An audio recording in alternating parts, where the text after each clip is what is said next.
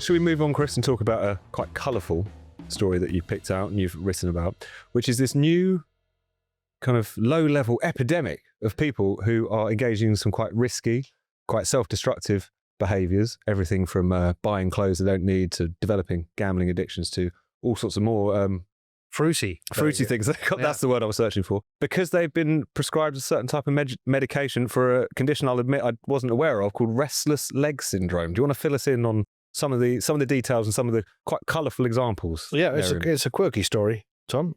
The drug is called ropinirole, I think, and it's for something called restless leg syndrome, which just means your leg shakes, as far as I can tell. I think I've got that. But also, oh really? Oh, well, you should definitely try this drug, Brendan, because it sounds great. You're going to have a hell of a weekend.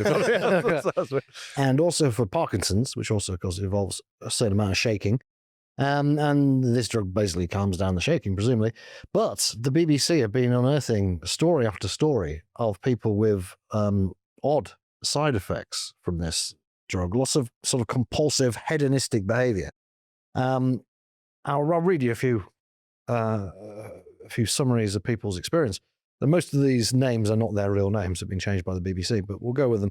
So, for example, Claire says she began leaving her house in the early hours of the morning to cruise for sex. Wearing a see-through top and jacket, she would flash her chest at any man she could find. She did this regularly, she says, and in increasingly dangerous locations, despite having a partner. Sarah, not her real name, said, previously, I'd have had no interest if Brad Pitt walked in the room naked. But it turned me into this raging woman who kept taking sexual addiction further. Sarah began selling used underwear and videos of sex acts online and organising telephone sex with strangers. She also began shopping compulsively, ending up with £30,000 of debt. Compulsive shopping is a big one for these people. Also, a lot of compulsive gambling, compulsive smoking. In one, I found a case study of a bloke who was 56 who suddenly started a 2-pack a day habit. Nice. Couldn't get him off it. Lots of shopping, lots of spending money on various things, and also a huge amount of sex addiction. So Michael, for example, whose name we've changed, I think I'm obsessed with sex, he says, adding that he has now slept with about 20 men and women despite being married. Previously, he had never cheated on his wife or had any homosexual encounters, he says. He says. Likely story. We only got his word for it, haven't we? Philip, over the 4 years that Philip took, I cannot say this bloody drug, ropinirole, he spent thousands of pounds on online gambling websites, standard. His gambling became compulsive and he was betting on anything he could and stopped caring about winning altogether. Philip also found himself shopping compulsively for clothes despite never previously having any interest in fashion. He often bought expensive clothes, shoes and accessories and hid them from his wife so that she could not see them. He did not think about whether he could afford them at the time and claims this shopping was not even enjoyable.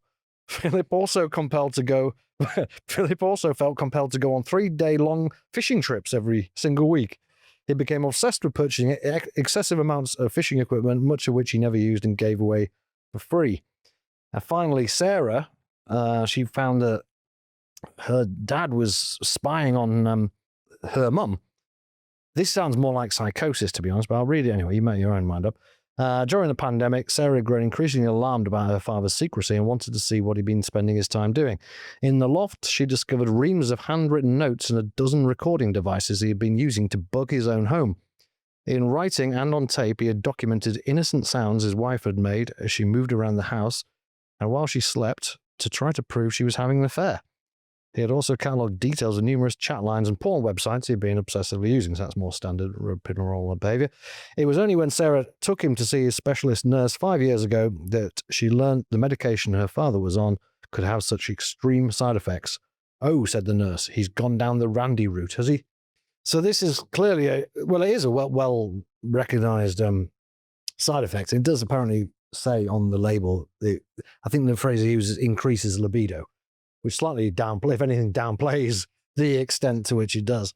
And you never know with these stories whether this is just people using Big Pharma as a scapegoat for their own poor behaviour, and some of the behaviour is very poor. And there are definitely legal companies involved, sort of where there's blame, there's a claim kind of basis. But my take on it is that although these people, some of them have, maybe taken too much of the drug and have had excessive problems with it, something that gets people to liven up a bit, live in the moment, get out of their shell, is just what this country needs right now. Because we've got these GLP-1 drugs that basically do the opposite. You know, they don't just stop you eating. They stop you eating by stopping you having any pleasure from food, don't they? I think the Ozempics and so on. But they also seem to stop people getting any pleasure out of drinking and quite possibly smoking. Some people take it to cut down on drinking, don't they? Right. But this thing, the restless leg drug, is kind of the opposite of it. So the anti-Ozempic. Yeah, exactly. It balances it. So clearly we need the GLP-1s for people who haven't got enough willpower, but we need the restless leg ones for people who actually need to live a little, liven up. Isn't that the storyline of Brave New World, where they give everyone drugs to make them a bit happier? They're all the same drug, a bit aren't spikier. They're all on Soma, aren't they? Which is sort of MDMA. Yeah, which I know has its place as well. But the thing is, I was intrigued to read this story when Chris suggested it. I'm not a scientist. I don't know anything about medicine, but I'm not convinced, I have to say. To me, it sounds like midlife crisis. A man in his 50s who suddenly starts taking up fishing or tries the opposite sex or whatever. Or, you know, a woman in her 50s and 60s who starts flashing her breasts at people. It's not unheard of, is it? It is, you know, there is a stage in life in which people think, what am I going to do now? Take up fishing. They do crazy things. Explore my sexuality. Yeah, my brother, out of the blue, took up fishing, and we were bamboozled. And he's not on this drug. He just suddenly started going fishing every weekend. But presumably he wasn't flashing people. He wasn't flashing people. Yeah. Andrew Adonis suddenly became gay in his late 50s. Yeah, he did. During Brexit. Maybe he's on this drug. The thing I don't understand, I understand all drugs have side effects like nausea and even worse than that. But how could the side effect be not only that it would increase your libido or whatever else, but compel you to get out of your bed, get dressed, go to the ATM, take out £200, go to Paddy Power, put on a bet, watch the... How can a drug have that effect where at no stage of your behavior are you saying to yourself, I shouldn't do this? So unless this drug completely overrides your capacity to make a moral judgment, I'm not buying it. It does seem to me a bit like excuse making. And, you know, even beyond this, you know, I don't believe in the ideas like sex addiction or even gambling addiction. I know there can be gambling compulsion and it can be incredibly destructive. But I think even using the language addiction in relation to those things, which goes beyond this drug question, is a bit problematic because it kind of robs people of their capacity to say, I'm going to stop doing this. And it kind of actually brings them into a therapeutic framework, which can be really destructive. So instead of understanding their behavior as bad behavior, which at some level they are either choosing to do or feel compelled to do, it says to them, you can't help it, it's not your fault, don't feel bad about it, you're just a sex addict. So that I find problematic, and there's a bit of a twist to that in relation to this story. But if you, again, use the comparison with the GLP-1s, which essentially give you willpower, then it must logically make sense that there could be drugs that would do the opposite and remove willpower away from you. And all these people are doing things that are enjoyable, you know, even fishing, arguably. Yeah. People find enjoyable. And they're not suddenly going, oh, I've started washing the dishes all the time or something. No, they're gambling, they're having sex, they're drinking, they're buying not stuff. drinking. Are you going to try it? Actually, I think we should. That's the only way we're going to solve it. tab. I think we should all... What's the drug called again? Rapinarole. We'll get some Rapinarole in. We'll give next it a month, episode, and then we'll reconvene. Tell your story. See what happened. You know? Yeah, well, I mean, it's tempting now. The thing is, what if you didn't get one of the fun ones, though? Like, rather than the compulsive shagging, you know, compulsively building model railways or something. Or that would be bugs around your house to listen to a bit naff, wouldn't it? But it'd still be a good podcast. That's true. Still be a good comparing story. notes. We could compare notes and CCTV footage. Someone on Twitter burst my bubble when I came up with this idea by saying that actually it's only a small minority of users of this drug who do have these side effects.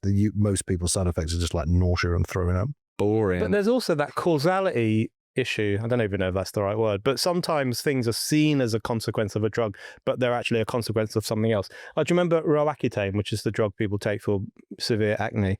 People would often said that caused depression. But then later studies actually found out that actually what was making these kids depressed is that they were really fucking spotty. Yeah. Right. And that's why they were depressed. But wouldn't they cheer up when they had most spots? of them did cheer up because Roaccutane was incredibly effective. Rather they blame it on the drug, though. But some of them, because some of them didn't cheer up or had become so depressed as a consequence that they just couldn't get out of it.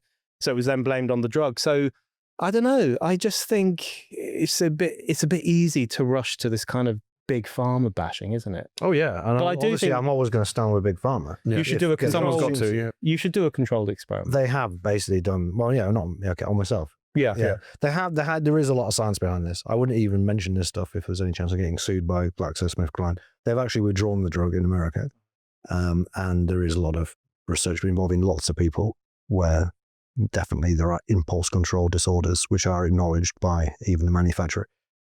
So I think the science has settled, Brendan. It's now time to use that science in the best possible way, which is to get everybody under 40 basically on these drugs and turn around the fortunes of Britain's pub trade and stop all these betting shops closing down. All these Zoomers on their phones who aren't having sex. Yeah, buying exactly. anything. That's Well, yeah. Get them on the Rapinol. Exactly.